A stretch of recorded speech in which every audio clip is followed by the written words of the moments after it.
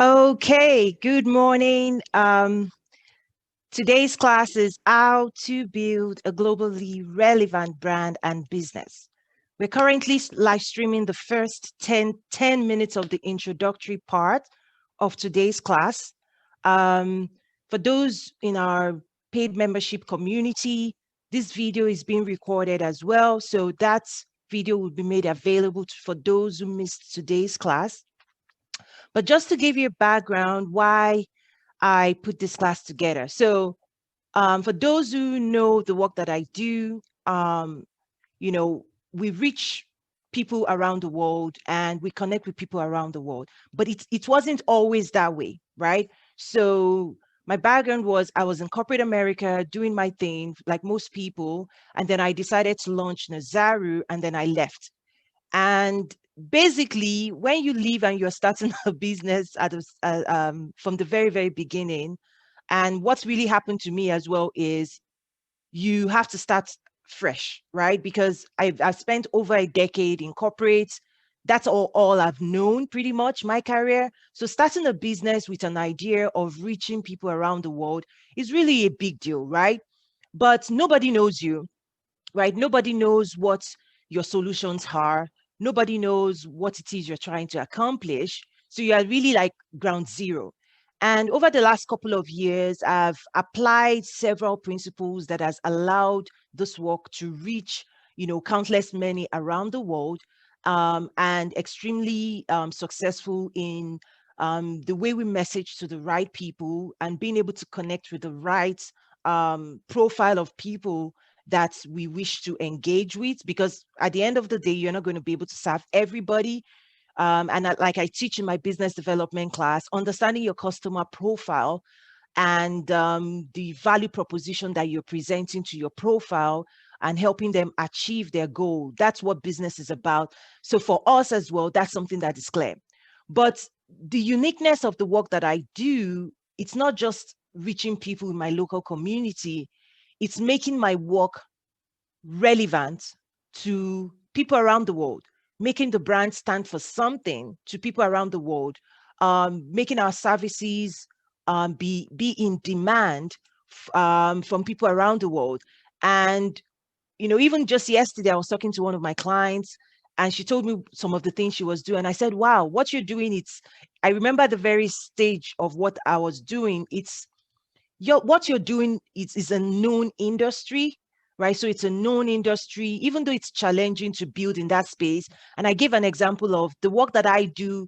It feels and it is actually building a new industry that has never existed before. So not only did I establish a business, we're building multiple platforms, multiple engagement, but also creating a whole new conversation around a region that wasn't seen through that lens. So when I look at my community, the community we've now built around the world, as I've engaged more with their work, I've realized that a lot of them also want to reach new clients and new businesses around the world, but the way they were going about it, um they could improve their approach. Right? So this class is around um considering the approach that you're taking in building your brand, and understanding that if you're building a brand just for your local market, you're working with people that already know you, that culturally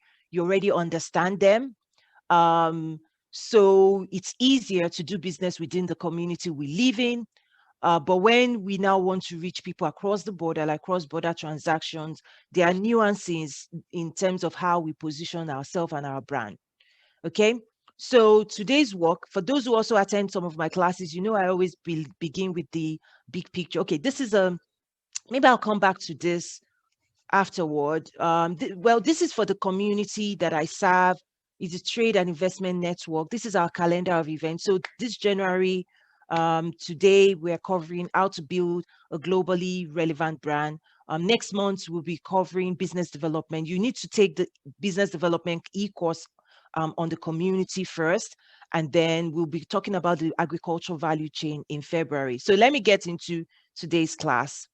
The approach I'm going to take is I'll present the content of the material without interruption, and then at the very end, I'll open it up for question and answer and a deeper dive.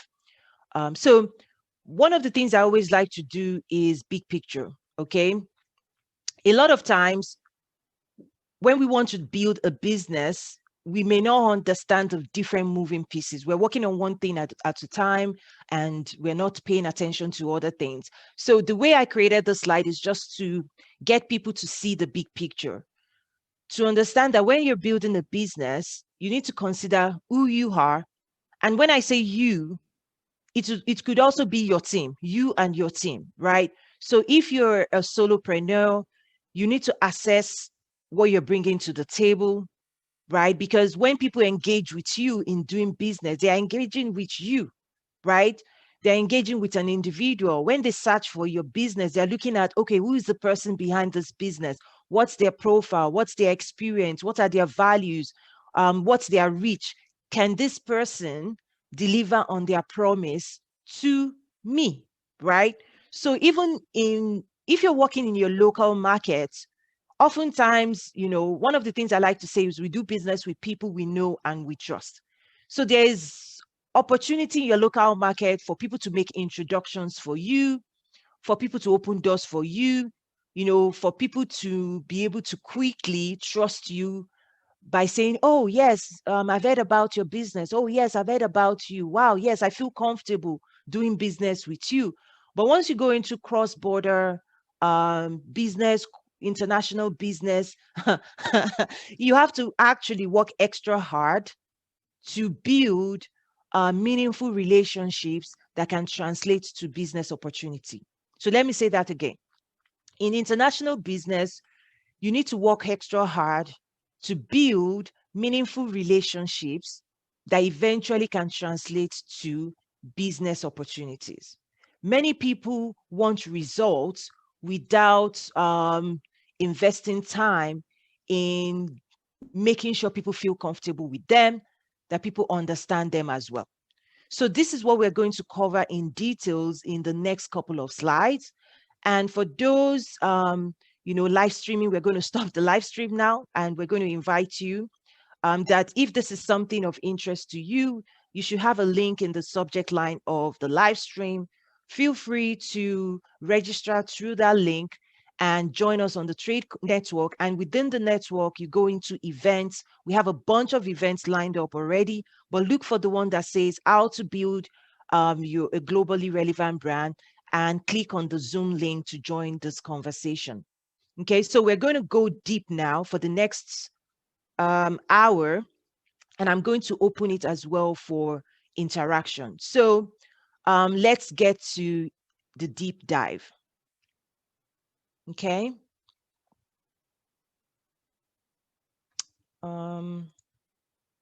So the deep dive, you, okay, who are you? Your clients want to know who you are before they do business with you. They want to understand your values. Do your values align with their values? They want to understand if your experiences would allow you to implement or deliver on your promise from a product or a service standpoint. They are also assessing your skill sets. Like, these are all things that are happening at the same time when you're making an introduction, when you're exchanging a business card, when you're connecting with people online. Like, you may not realize it, but this is so important that you give the people the opportunity to understand who they're dealing with. Like, people don't just engage and give their money or transact with people that they don't feel comfortable with. So that's why this is so important. What's your reputation? How would other people describe you, right?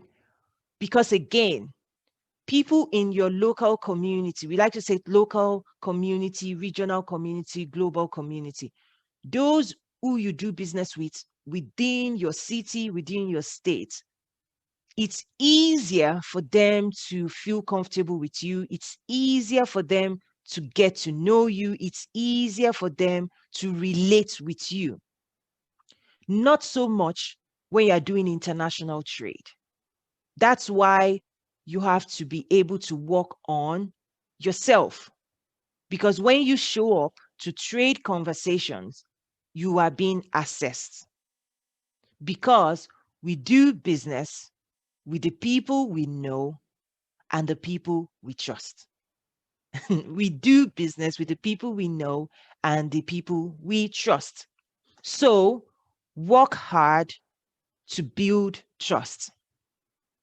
When you make a promise to your client, deliver on your promise. And if you're not able to deliver on that promise, message it ahead of time. Because in international trade, it's easier to do multiple business with the same person over time than to be looking for new customers all the time. So it's easier to fulfill a promise, a business promise, and if that person likes what's the way you did business with them, they're going to be a repeat customer. That's the interesting thing with international trade, is that people would like to stay with the same person or the same vendor or the same supplier as long as they can, because they know it takes work to establish new businesses. It takes a whole lot of work to start working fresh with a new person. So most people don't want to do that if they don't have to. So they actually like building long-term strategic partnerships in international trade versus, okay, I'm going to this market, I'm going to this person. They don't like that. So they always take time to build relationships. And when they build that relationship, they're looking to sustain that relationship long term. It's also important from a personal development standpoint to make sure we're acquiring competencies for international trade, because there's a level of excellence and a level of professionalism that is required when people engage with you. So it's important to invest and position yourself as a trusted partner, that even if you don't know how to do something today, you're going to commit to be able to explore and learn those new skills. Because international market is always dynamic, it's always shifting, there are always new trade policies. So people have to be adaptable, people have to be current, people have to stay ahead of the engagement. And if you're seen and perceived as somebody always willing to learn, or you're seen as a go-to expert that can bring value to them constantly, then absolutely, people would trust you. You will be their go-to resource. Again, people would rather work with one person than work with different people, because managing relationships, business relationship or multiple ones, it's an hassle, and it creates a lot of more work for people that they would rather not do. It's also important to communicate with clarity. Okay, this again, we're talking about you. What do you have to work on for yourself? Personal development to be successful in building a globally relevant brand. You have to communicate with clarity. You have to communicate clearly to the people that you're hoping to serve. A lot of ambiguity doesn't work, right? Because the people are not sitting right there with you. They're not able to read your body language. They're not able to assess your previous successes. They're not able to speak to your previous customers. So they're really just working with what you're presenting at the moment. And a lot of times I see people kind of mess up when they communicate, whether online or via email. It's not professional. It doesn't carry the level of detail that is needed for people to understand. And that's why I always also tell people, seek clarity. So for example, I had someone reach out and say, okay, we need XYZ. And I knew there was more to it. And I said, you know what? Let's set up a call. Set up a 30 minutes call so that I can better understand what you're requiring. Because you don't want to make assumptions that you really understand what people in international markets are looking for. Like, you receive an email, one line, two lines, and you're like jumping. Don't jump to conclusions. So part of what I always advise people to do, and what I do, is I seek clarity. I seek clarity. I make sure that we are on the same page. I want to make sure I understand what you're saying, and I want to make sure that they understand what I am saying as well. Again, they are not in the same room with you, right? In international markets, it's a different way of communicating, and you have to communicate clearly. You have to communicate over and over again. You have to communicate with clarity, because if you go ahead and you implement a solution without clarity, it could come back and bite you, because you go ahead and implement something and then you come back and the client says, no, that wasn't what I meant. And you're like, whoops, we've already invested money in building the solution and you're telling us this is not the solution you wanted, right? So to eliminate rework, it's always preferred or advised to spend more time at the very beginning to deeper to have clarity. And in my trade and investment masterclass, I actually go deeper into this approach, in the sense that a lot of times people want to close deals so fast, they don't give the room for the other people to go through their entire legal dance. And I tell people, you don't want buyer's remorse. So if it takes 6 months, because a lot of times people don't know that there are deals and there are deals. There are some deals that um the the level, it's more sophisticated and the rewards are bigger. Most of those engagement takes time. A lot of times people just want to turn around quickly. Well, that doesn't really happen. So give it time, because also give your clients room to do their own internal due diligence. Don't rush them. A lot of times people are like, because what usually happens is, if you rush it, you're going to have buyer's remorse, in the sense that people, your reputation will be like, no, that person made me sign something I didn't feel comfortable signing, made me agree to things I don't want to agree. They didn't give me room to actually arrive at my own conclusions. So I say, give people space. Give people space. Don't rush anything. Give it time. Let them follow their own due diligence, so that at the end of the day, they're coming to the table, they're coming to the conversation of their own will, and they feel this is something that they also will benefit from. That's the way. Because if you don't do that, even if you get this um you know contract signed and you're happy, your long-term reputation could be destroyed, because they're going to pass it on to other people and say, no, I did not enjoy working with that person. So just watch out for that as well. It's important to think global, because um the challenges that you are facing, or the challenges versus the challenges your clients and your future customers are facing, um, there is differences, because their context is different, right? Their context and their reality is different. If you're working with somebody in Egypt, their context is different if you're in the US, or if you're in Nigeria, if you're in Ghana, right? Like, the way they think, their own need is different. So the more you can learn about their own reality and their own world, and put yourself in their space, in their mindset, the more you can be successful, right? That's what I mean by think global. Think that the people you're trying to work with may not think like you, may not have your context, they may not have your reality. So how do you bridge that gap? How do you bridge that gap to say, I understand you, right? I understand the need that you're bringing to the table, and I can help you resolve that need. So that is so important, right? Always design win-win scenarios. I like to say, it's not I win, you lose, or you lose, I win. It's everything in international trade has to do with win-win, right? The stakeholders, your business partners, because the work you're trying to do requires that you partner with other people. Otherwise, then stay local and do business locally.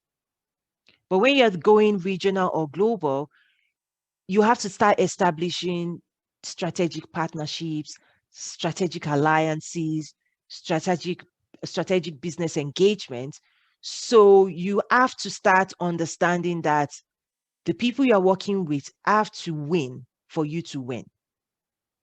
If they're not going to win, then they will not work with you, right? So, unlike if you're in your local market, it's all about you. You're like, this is what I'm selling. You like it, you don't like it, that's fine. Somebody else will come in. But in international market, the people you're going to be engaging with, they are looking to win.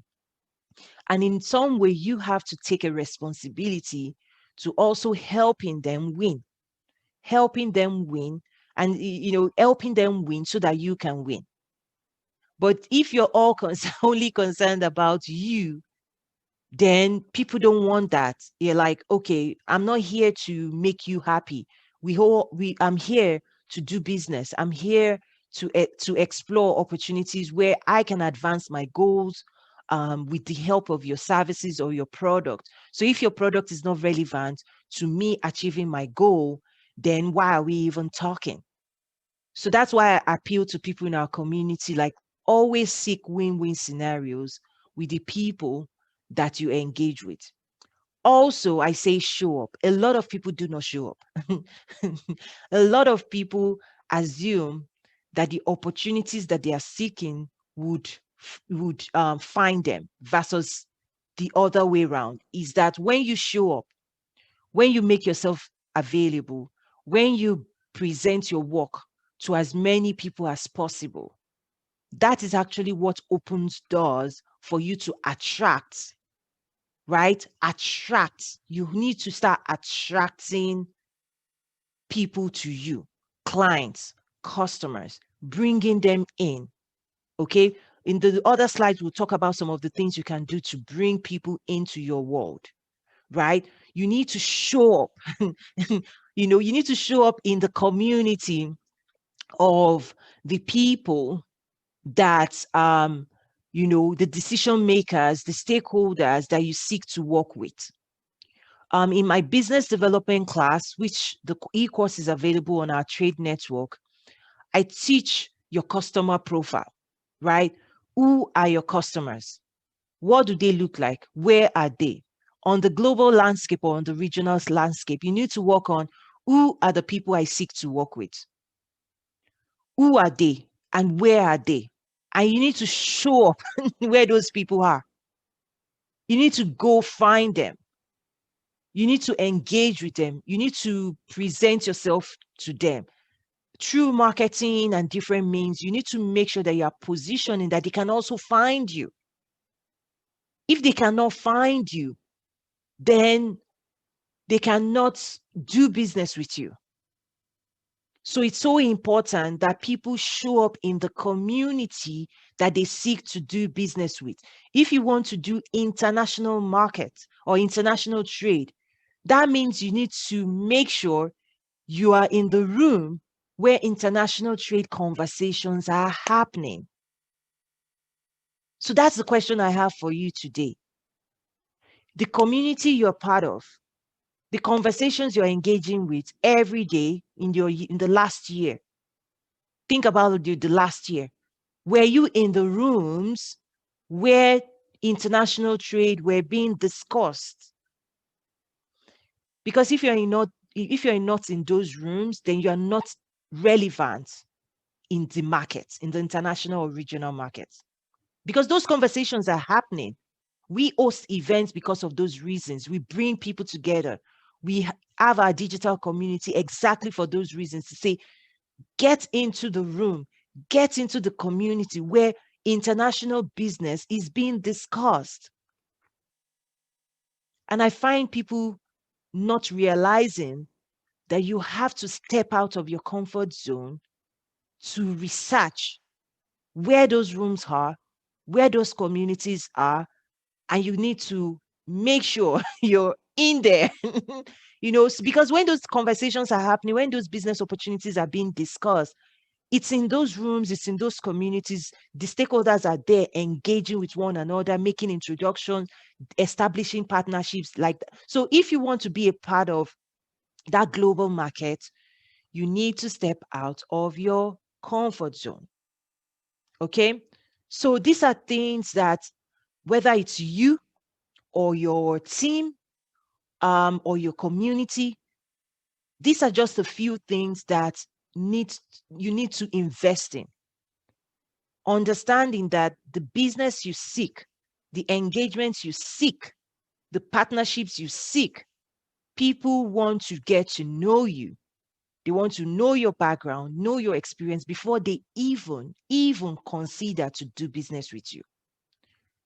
So that's something we almost have to tell people to go to the drawing board and make sure that the way they're showing up represents what story they want to present to the world, which is the next thing you need to work on, your message.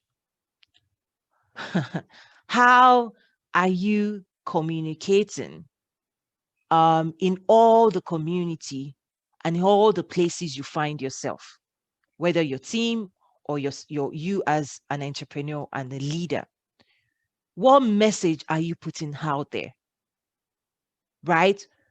Number one, in my business class, I talk about value proposition. So I'm not going to go deep in that. Next month, we're also going to talk more about business development. But today, I want you to just consider your value proposition. What are you promising to do for your potential clients and customer? Is that message clear? Is it concise? How? What platforms are you using to deliver that message? What does that message sound like? Right? What does it sound like? How are you reaching the community that needs to hear that message? Do they understand what it is you're trying to convey?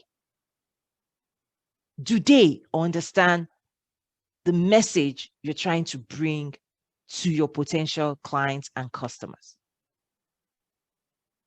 Does the message you've put together, does it resonate?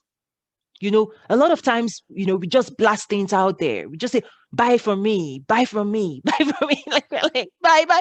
People are like, why should I buy? Why? Why should I engage with you?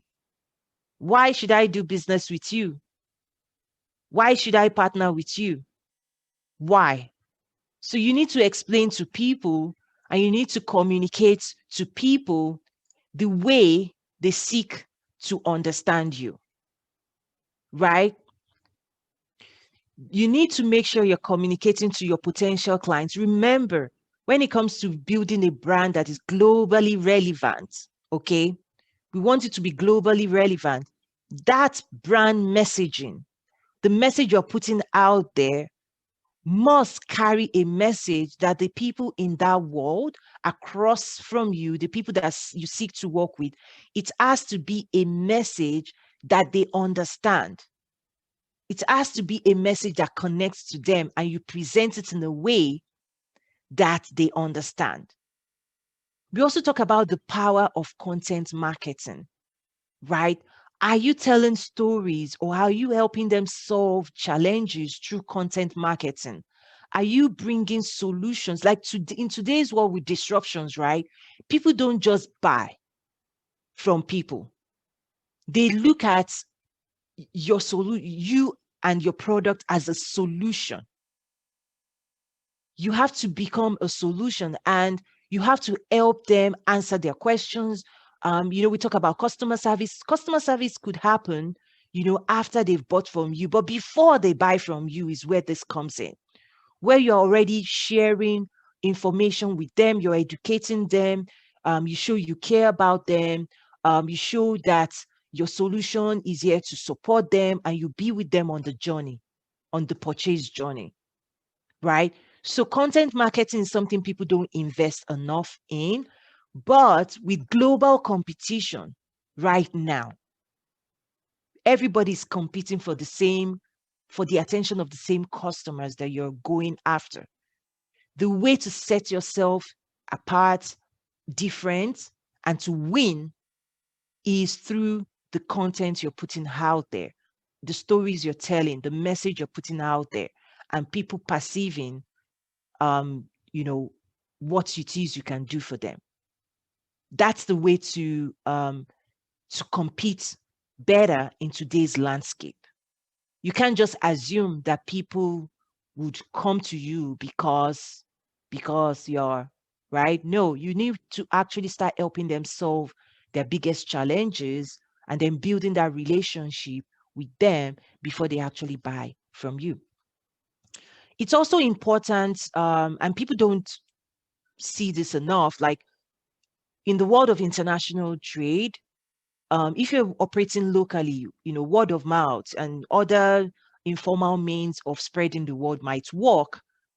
But in order to reach a global market, a global audience, you need to leverage, I mean, it's an opportunity to leverage social media and some type of paid advertisement to make sure that you're reaching people beyond your natural network, right? Because part of what you're trying to do is to expand your reach, right? Expand the people you're reaching. Today, you might be reaching a handful of people, but how do you grow? How do you expand that cycle of influence? How do you keep expanding and pushing and pushing and pushing, right?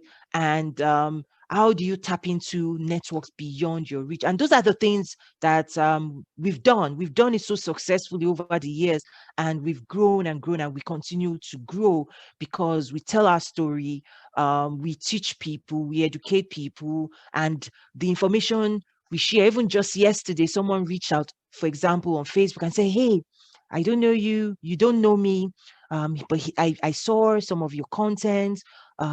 Please, here's my number. I need to talk to you. This is what I do. This is who I am." And I was like, "Okay, okay." This person might fit the profile of somebody that I might be able to help. So I picked up the phone, I mean, just yesterday, and I called the person, and the person in introducing themselves over the call, this is what they said. Someone posted your interview on Al Jazeera in they called it the Chamber of Commerce group that I'm a part of. And I said to myself, I need to talk to this person. Okay, let me explain that again. This person reached out with their phone number and saying, they found me, right? Right? This is what I'm trying to say is, how do you put your message out there that your message does work for you over and over and over and over again? It does take time commitment. It takes a whole lot of time commitment to put materials together, to teach, to educate people. But this is what I'm saying. Through the content that we've put out there and we've published, somebody who I don't know probably watched it and said, "Oh, this content is relevant to the community I belong to. Let me post it and share it with them." And when that person shared it, this individual in that community, which is not my community, right? The community where this was shared, I'm not in that community, I'm not in that circle. But my message and my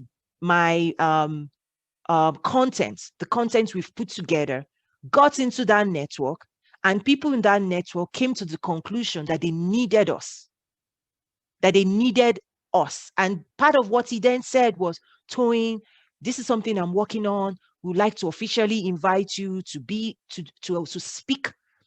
speak to my community at this event. We'll still send you official invitation, this and that. But I just wanted to make sure I got in touch with you, that I communicated with you, because the work you're doing is relevant to me, and not just me, to my community." That is the power of not just content marketing, but the power of social media. Again, it takes a whole lot of work and commitment to get it right, to invest time in doing this work. But this work serves you in many ways, in many, many ways that you may never be able to personally reach. It reaches people that are beyond your natural reach. And if that content is found valuable by people, they will be more inclined to broadcast it on your behalf, because the content at the end of the day is not really about you anymore. It's about them, their need, and what they're trying to accomplish. So make sure that your messaging is relevant. Like a lot of times, people use social media People are not using it to advance their goals. And that's fine. I mean, there are times when I'm just chilling out, right? But how can you make sure that you're more deliberate? If you're going to spend time on social media anyway, why don't you just use it to your advantage? Why don't you use it to tell your story in a way that represents you well?